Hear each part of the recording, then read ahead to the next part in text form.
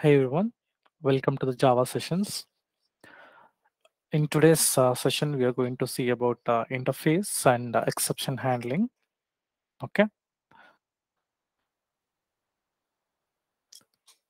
so what is an interface and why we need actually? Okay, as we know that, as we see in the inheritance concept. Okay, so in the inheritance concept, we didn't achieve the multiple inheritance. Okay, so in inheritance, we didn't achieve the multiple inheritance. And in the abstraction also we have seen like we can't achieve 100% abstraction using abstract classes. Okay, and there also they have suggested for to go for interface. Okay, basically an interface is a it's just like a class. Okay, it's just like a class. Okay, we can have methods and variables. Okay, but the methods we declare in interface is by default abstract. Okay, so if I want to make an abstract class or like that, okay, abstract class or abstract method, if I want to declare in that way, okay, in that way, uh, we were able to add the we were able to add the abstract keyword for a abstract variable or a method or a class. Okay, but in the case of interface, we don't need to declare anything such a way, because once you specify a okay, once you create an interface, by default all the packages, like all the methods and variables will be default. Okay, yes, example, I'll just create a class, a package here. Okay, now as I told you, it is same as your like class, where you can declare your methods and variables. The same thing, whatever you do in class, same thing you can perform. But here, in order to declare all the methods and variables as an abstract, okay, then you can go for this abstract keyword here. Okay, by default without specifying a abstract keyword. Okay, now let me tell you how to create an interface. Okay, how to create an interface here. Okay, right click on the package like that you want to create. Okay, and go to new, and there is something called interface. Can you see here interface? You can click the interface here, and you can provide the interface name here. Okay, basically I will provide I will say vehicle. For example, I will say vehicle. Okay, now you can see I have created an interface called vehicle. So how can I identify this as an interface? Like for the class, you have to say class and class keyword and here class name. But interface, you can see interface keyword and name. Okay, so this is a syntax to create interface. Okay, same as your class. Now here I'll say public string. Okay, license. Okay, license plate.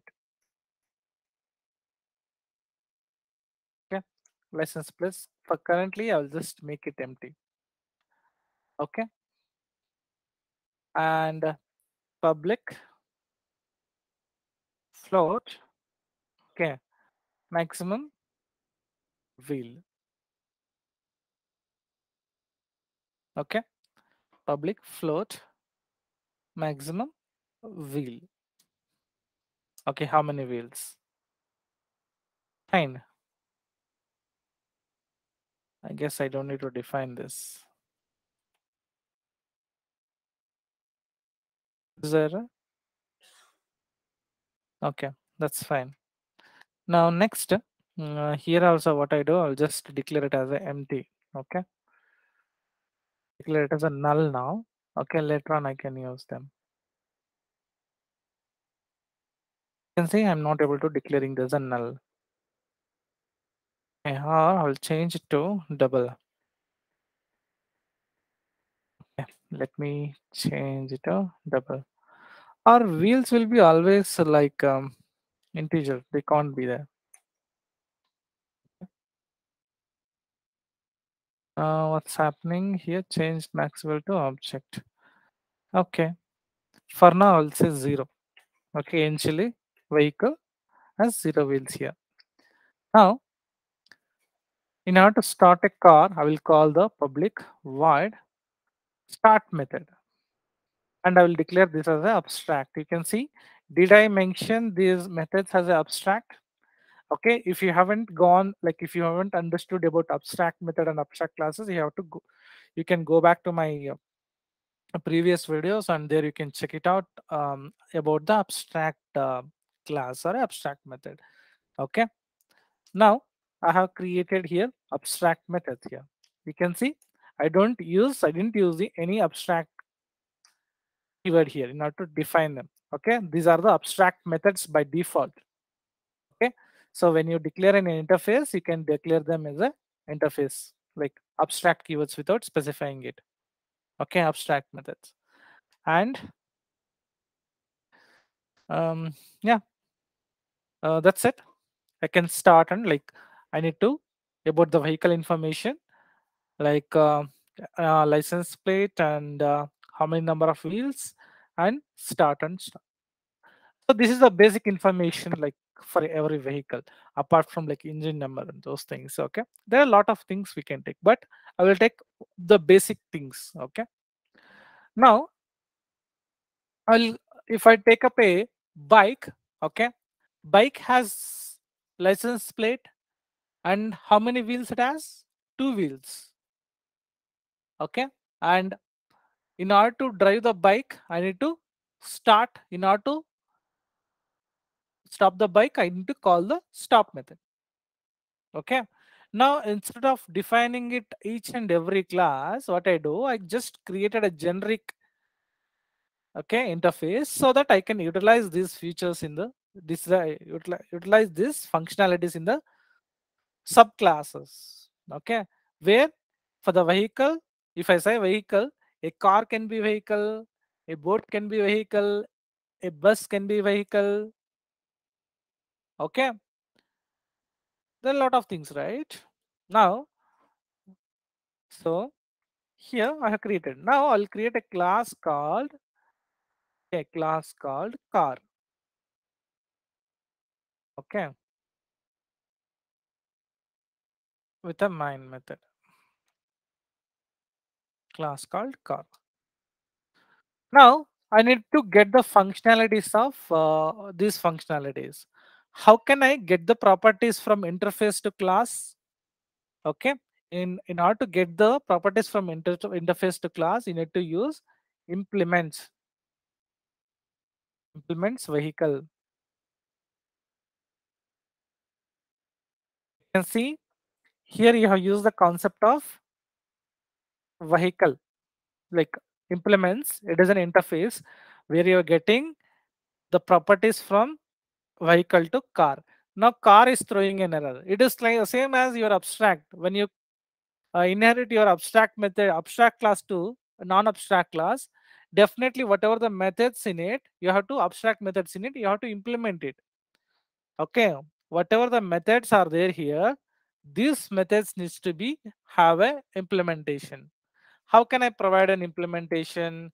Okay, I need to just call the methods as it is. Okay, just call the methods as it is, and to make some small changes here. Okay, you can see I have called like it is like a method overriding now. Okay, it has become like a override now. You need to override those methods. Fine. Now start and stop I have instead.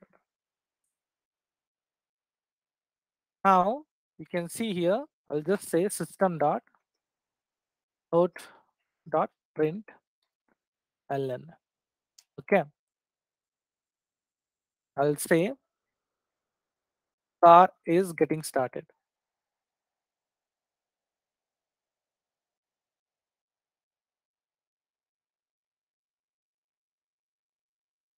Okay, next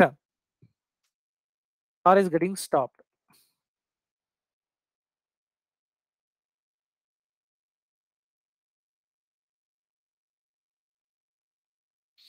fine. Now, if I call this object here, okay, if I call this car class, I will create a object for the car class. Okay, see, C dot. Can you see here? Like start and stop. I have start and C dot stop. Okay, car is getting started and stopped. Okay, in order to define the car information. Okay, public. I will just create one more method. Say public void. Okay, um, display.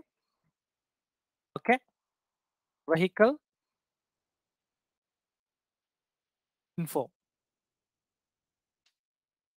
That is your number plate and wheels.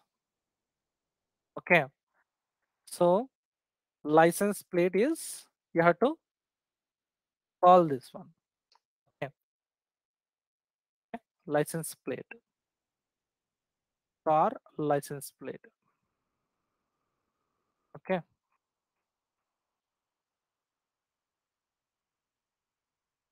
license plate. You can see directly you can call because it's a non-static. Okay, you have called it, and same way, just call the, you need to call here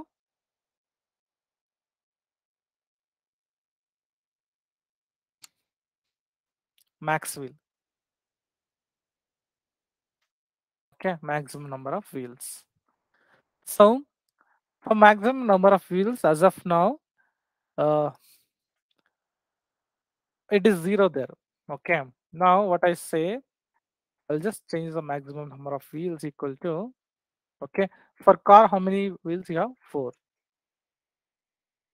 Okay, the final field vehicle cannot be assigned. Okay, now you can see final field vehicle cannot be assigned here. It has become like a final. Okay, now I'll convert this. I'm facing this issue now in order to display the information. What I do in order to display this information, I'll just create a method here, display vehicle information. Okay, in this display vehicle information, okay, I'll just call, okay, license plate, these two variables under here, because they made it as a, like once we declare we can't modify there, that's why I'll just take it out. What's happening? Change the visibility to default.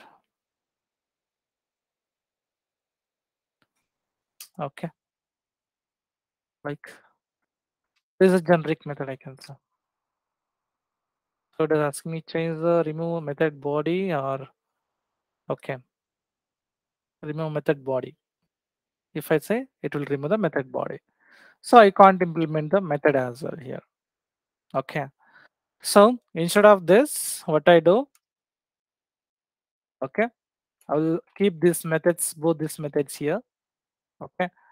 So that because number plate I can change according to here. Okay. Now what I do, license plate. Okay. Here I'll assign those variables.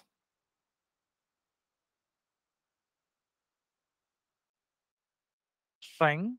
Okay. License plate, comma, integer, max value, maximum till. Yeah.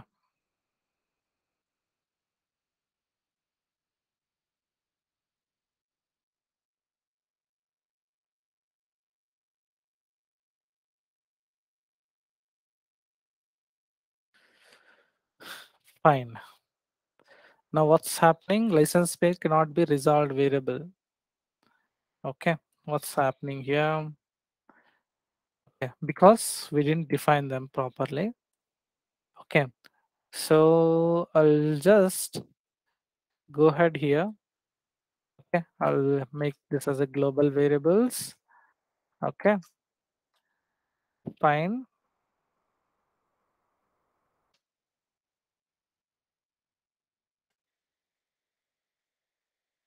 Now these things are working fine. Okay.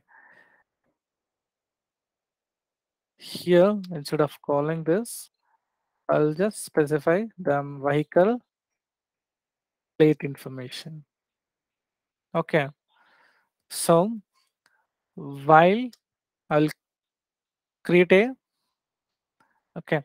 So I don't need to define like, now we seen like how we got it from the vehicle.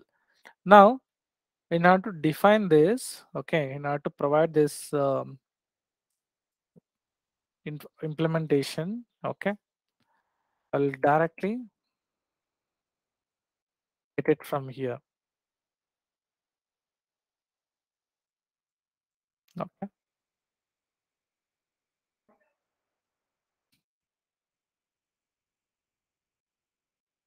Okay. Now the issue is resolved. Okay. Fine. Now I'll say C dot display information. Okay.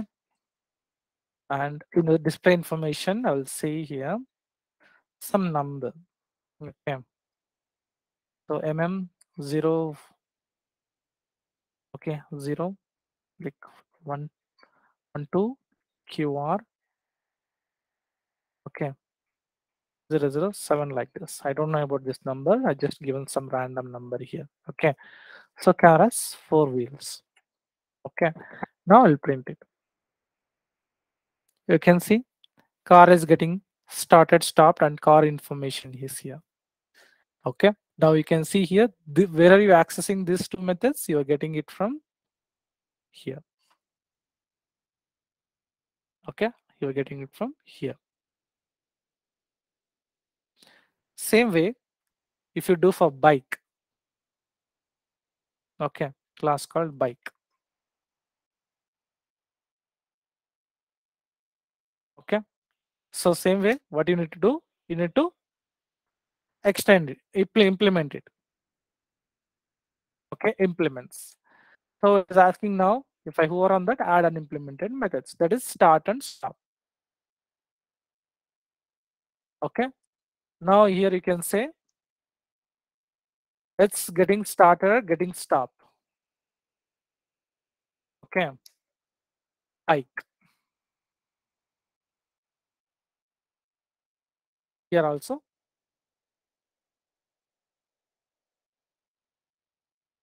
stop. Now create an object of the bike. Okay. New bike.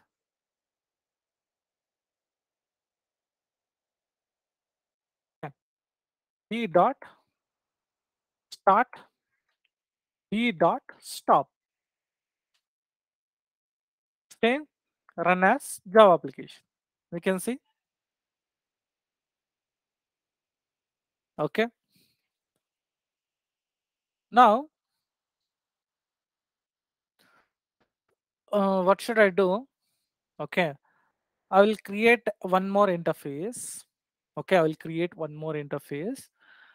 And that interface can be named as, okay, permit or registration. Okay. Registration. Okay. Vehicle registration, I can say. Vehicle registration. Vehicle registration. Click on finish. Now, I'll just say call the vehicle register. For every vehicle, you need to register, right? Okay. I'll just say call the public method, public void. Okay. register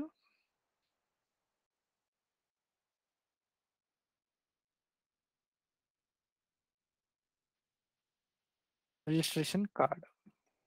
Okay. So for each and every vehicle, you need to do the registration card. Now I just made it as a interface. Now I need to implement it for each and every vehicle. Okay, for car as well as bike. Now you can say, sir, we can't implement it from vehicle registration now. How can you implement that method here? So that's why in the interface, there is a problem called diamond problem, or a we can't inherit from multiple classes, like multiple inheritance. Now I can avoid that here. Okay, we can achieve the multiple inheritance here. Now we can see I'm able to access both the methods. Can you see here? Vehicle registration is there here.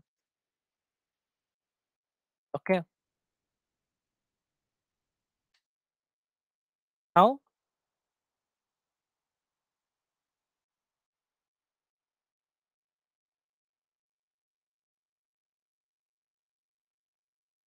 registration card is given for car. Now if I call this method here, c dot, okay, you can see it will be displayed here. Okay, same thing you can do it for bike as well. Okay, bike also same thing.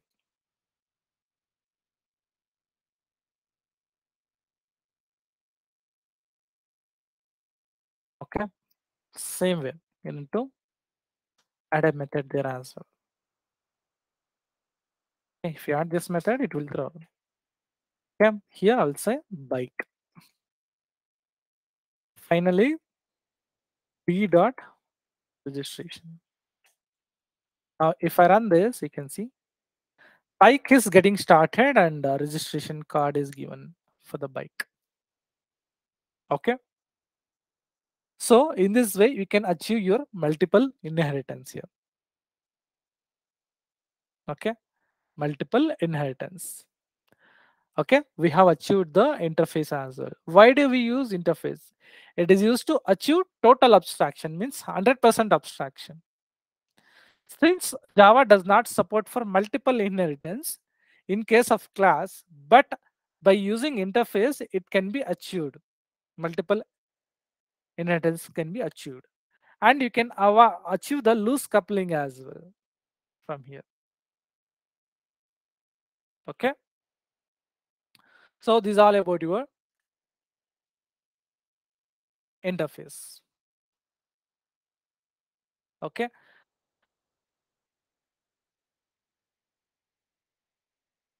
next topic we have exception handling. Okay, so exception is like something, if you get some errors. Okay, if you get some errors, how can you handle that? Or if you get some exception, how can you handle that? Okay, if you get some exception, how can you handle that? Okay, so exception is nothing but, okay, like on your program gets terminated abnormally. Your program gets terminated abnormally, even though logic is correct. Even though your logic is correct. Okay, everything is correct, but your program is getting terminated. Okay, for example, okay, I'll create a class called package here and say example, click on finish, and I'll create a class here and say um, revision. Okay. Let me close all these methods. Okay, in order to perform division, I need two numbers. I need two numbers. Int, okay, what I do now, public, okay, static void, okay,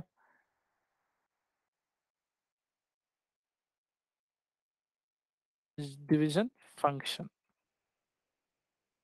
required division function.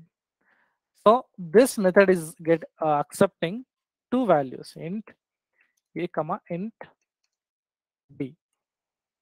So here I will say one more variable, double c, okay, and here I will divide the numbers. Finally, I will store the value here.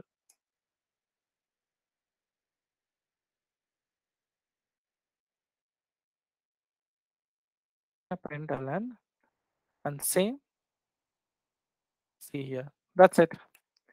Now I will call this like I will call this method in the main method. I can directly call, okay,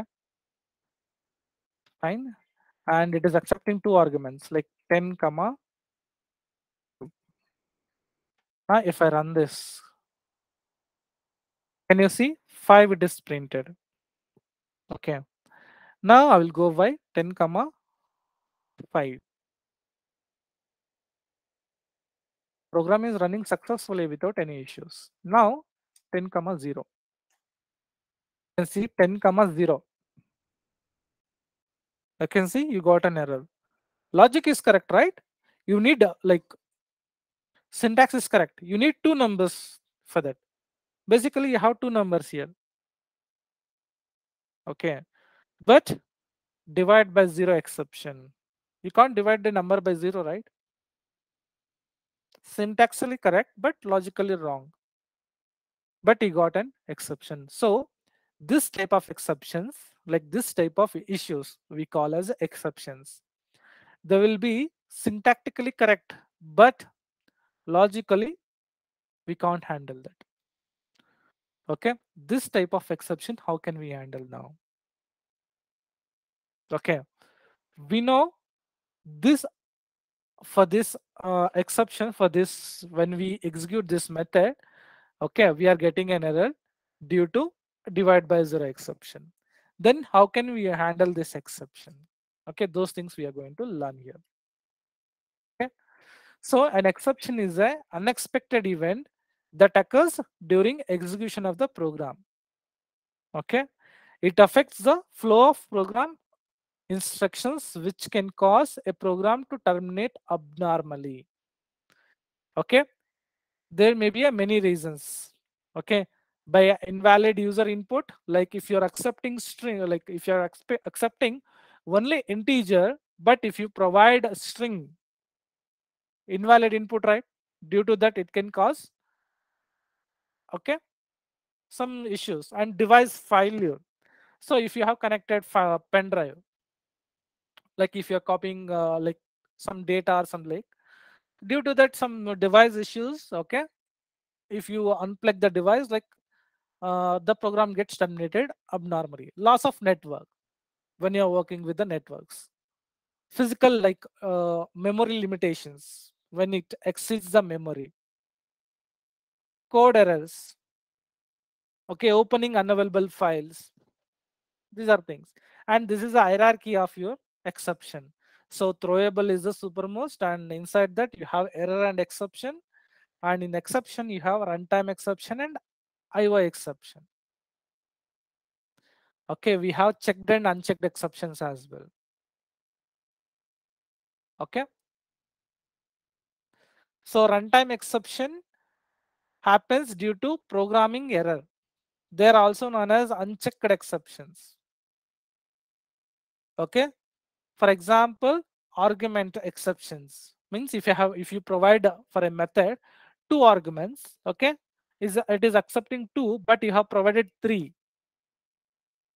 And null pointer exception, out of bound, like index out of bound, like if you have a values like three elements in your array, but you are trying to access fourth or fifth element which is not exist at that time, array index out of bound exception. and dividing a number by 0, arithmetic exception, just now we saw, and IO exceptions, which are checked exceptions. They can be handled using compile time. Okay, best example is file not found exception.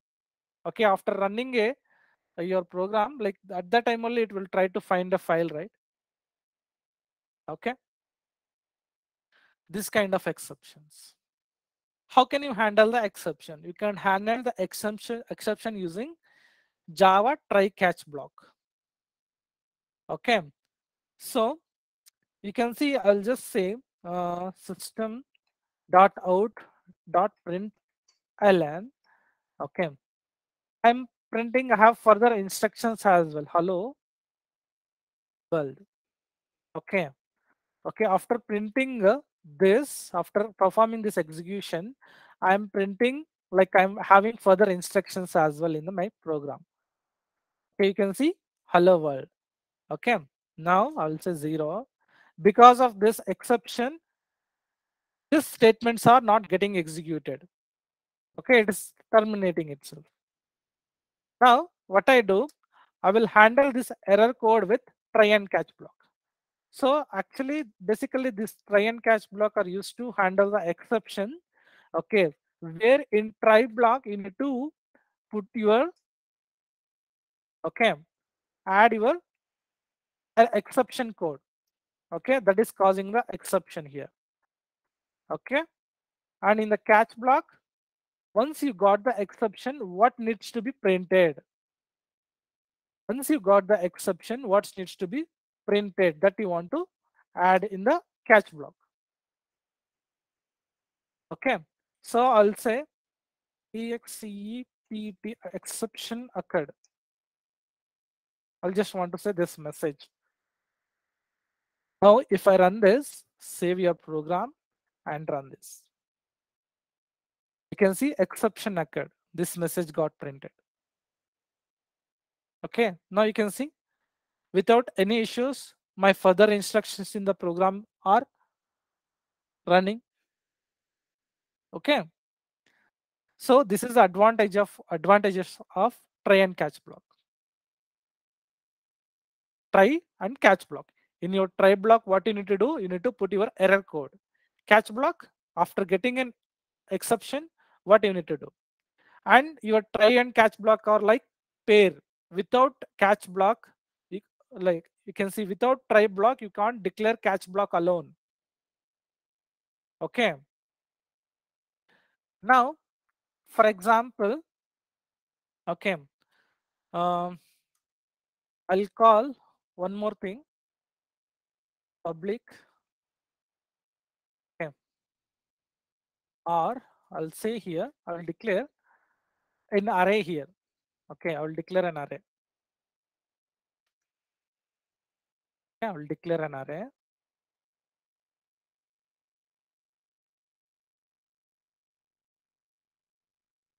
Okay, inside this only, I will declare an array, or outside this only, I will declare array. Okay, now int, okay, even numbers. Okay, I will store a even numbers in my array. 2, 4, 6, 8, 10, 12, 14. Okay, some numbers I have stored, even numbers. Now I will try to access these numbers one by one. Okay, 1.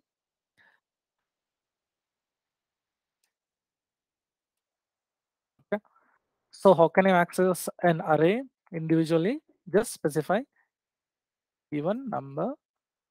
Okay, specify the index. Okay, you're trying to access the second element in an array. You can see 6 got printed. 0, 1, 2. 0, 1, 2. That is your sixth element. Okay, totally how many number of elements are there? 1, 2, 3, 4, 5, 6, 7. Okay, now means here you have a 6 elements here. From here you need to say 6 elements. Okay, 6 because why is 6? Because your element index start from 0. You can see the last element 14 is printed. The index start from 0. 0, 1, 2, 3, 4, 5, 6. Now I will say 7. Seventh element is not there here. You can see array index out of bound exception. Seventh element is not there. Now you are getting this error. Now what you do? You will try to add this inside this try block. Now your division is 10 by 10. Now it is occurring correctly. Okay. Now there is a concept of multi-catch block. Okay, multi-catch block. Suppose if you have a multiple exceptions in your block, at that time what you can do? Okay, now I can catch them individually. For each and every exception, I need to handle them. Okay, I'll say array index out of bound exception. Now I will move this code, exception code to here.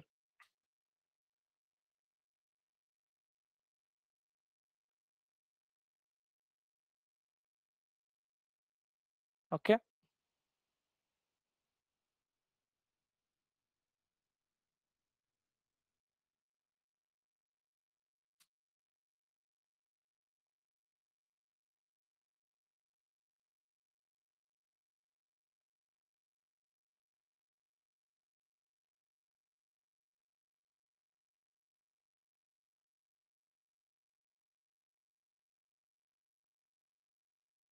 And this one I will name it as a arithmetic exception.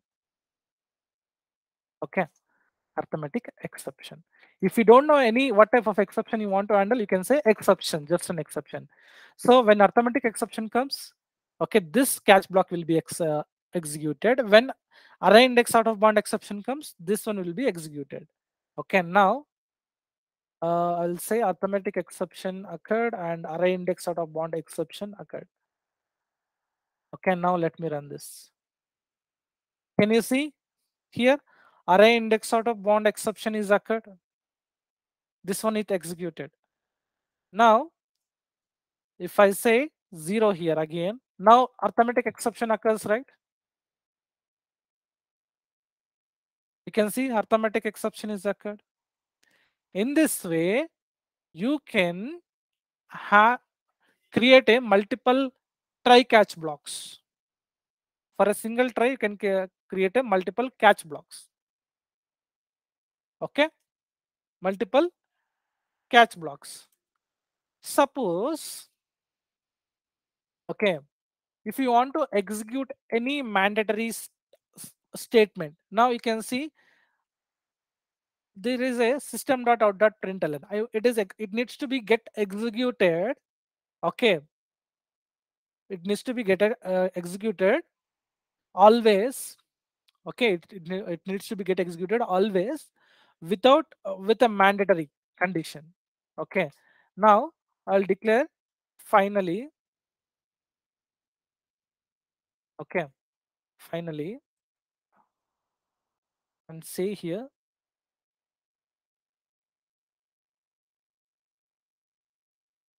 Okay, what's happened?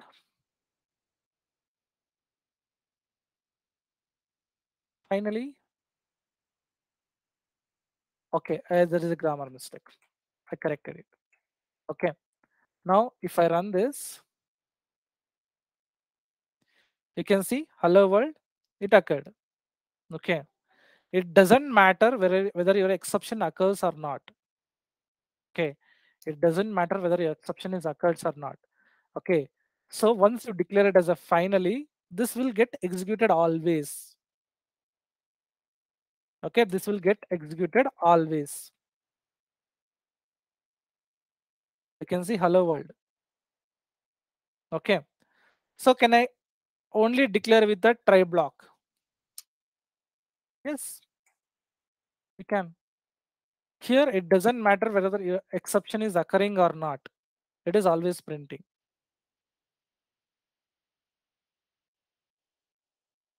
You can see hello world, but exception occurred here, right? Hello world, but exception occurred. But this statement is getting printed mandatorily. Okay. If you want to go such kind of conditions, you can go for a finally keyword. Next, I have a throws keyword. Okay. This throws and throw and throws keyword. Your throw is used to explicitly throw a single exception. Okay. Throw is used to explicitly throw a single exception. Okay. For example, okay. For example, I'll create a class here and say sample finish. I will create a method, say public